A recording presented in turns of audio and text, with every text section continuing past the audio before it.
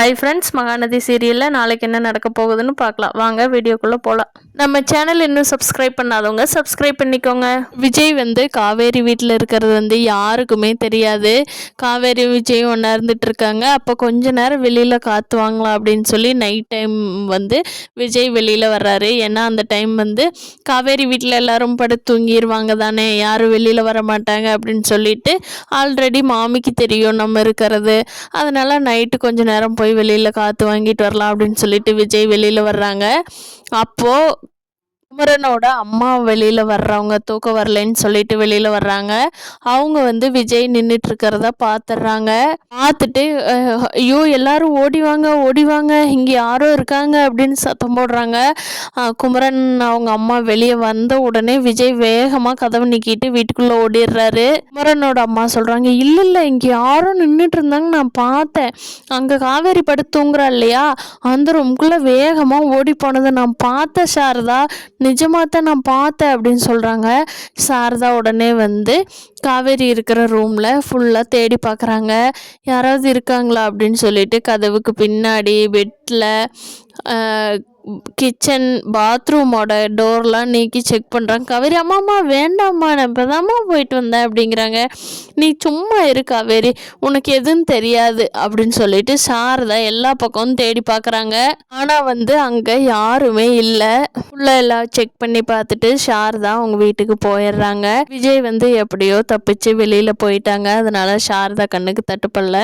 காலையில் தூங்கி எந்திரிச்ச உடனே காவேரி எங்கேயோ விஜய் காணுமே, ஃபோன் பண்ணி பார்ப்போம் அப்படின்னு சொல்லிட்டு ஃபோன் பண்ணி பார்க்குறாங்க. இப்போ விஜயோட ஃபோன் ரிங் ஆகுது, ஆனால் எடுக்கல. திரும்பி பார்த்தா விஜய் பின்னாடியே நின்றுட்டுருக்காரு. எங்கெங்க போனீங்க, நைட்டு எவ்வளோ பயந்துட்டுன்னு தெரியுமா, அம்மா வந்த உடனே. இந்த அத்தை வேற யாரையோ பார்த்தேன்னு சொல்லி நைட்டு வீட்டுக்குள்ளே ஒரே ரகலை. பார்த்தீங்களா, இதுக்கு தான் ரூம் விட்டு நீங்கள் வெளியவே போயிடக்கூடாது. அப்படி போனாலும் அவங்க யாராவது வர்றாங்களான்னு ரொம்ப கவனமாக பார்த்துருந்தீங்கன்னா இந்த பிரச்சனையே இல்லையில அப்படின்னு சொல்லி காவேரி சொல்கிறாங்க.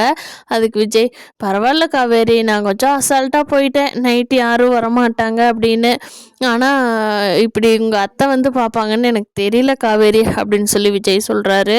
அப்புறமா காவேரி நோட் பண்ணி பார்க்குறாங்க. விஜய்க்கும் அம்மா போட்டிருக்கு. பார்த்தீங்களா, எங்கள் கூட இருக்குங்காட்டி உங்களுக்கும் அம்மா போட்டிருக்கு. இதுக்காகத்தான் நான் தனியாகவே இருந்துக்கிறேன், எங்கூட யாரும் இருக்க வேண்டான்னு சொன்னேன். நீங்கள் தான் கேட்காம எங்கூடவே படுத்துவங்க, எனக்கு சமையல்லாம் செஞ்சு கொடுத்ததுனால தான் இப்படி அம்மா போட்டுக்குச்சு அப்படிங்கிறாங்க. ஆமாம் காவேரி, நானும் இப்போ தான் பார்க்குறேன்.